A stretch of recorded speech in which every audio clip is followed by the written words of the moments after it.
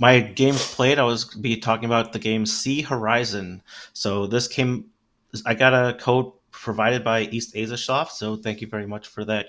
Pretty much, this is like another strategy type game. There's a hexagonal like grid based map that you kind of explore.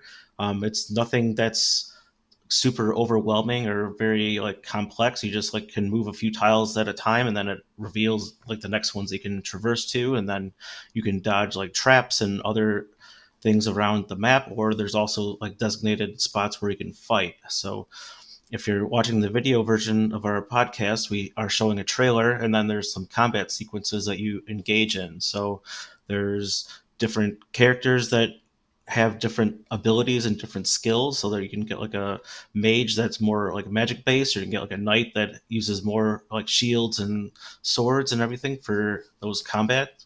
And then for you always start at like a level one character. So then when you're playing through the map, then you can level up and get different skills and different pieces of equipment that you can find from the enemies that you defeat.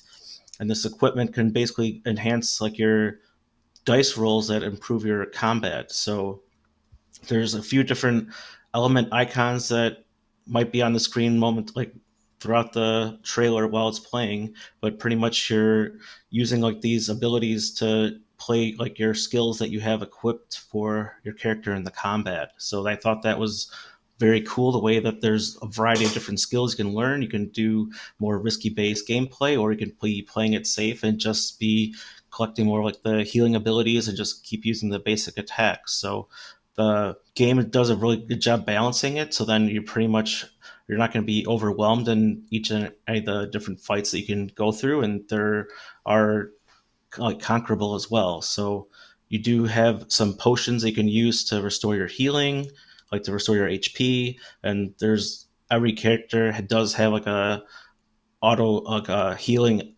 ability to use, provided you get the mana or whatever to cast it or to use it.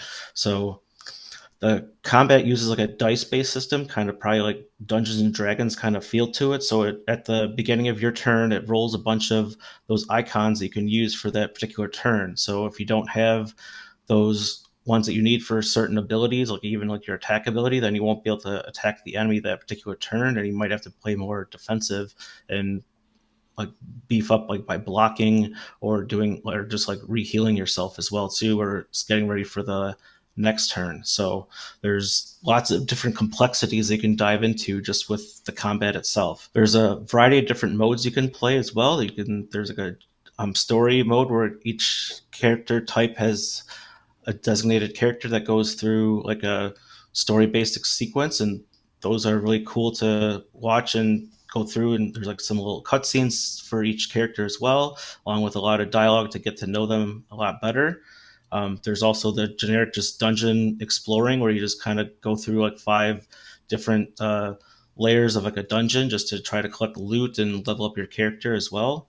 And then there's more just like an open based like more of like a roguelike version, where it's just kind of like a randomized map where you can just pick whatever character you want to start with, and then go through and experience like the pretty much an infinite amount of maps and possibilities with that. So you can some of the modes support you to have multiple characters. You can have like a party of like two or three characters, and that adds a little bit more complexity to taking down stronger enemies, because you have to each character in your group has their own dice roll that applies for their build abilities and skills they can use throughout the combat. So I definitely had a lot of fun playing with it. The music and graphics were really great. I enjoyed everything that I was listening to. The tracks were very enjoyable to listen to, and it's just a great overall soundtrack that I felt. I would definitely recommend this game if you're into the strategy games as well. It's definitely worth the $15, or if you're kind of unsure, then definitely a sale price if you find it. But I would definitely recommend this game. I had a lot of fun with it.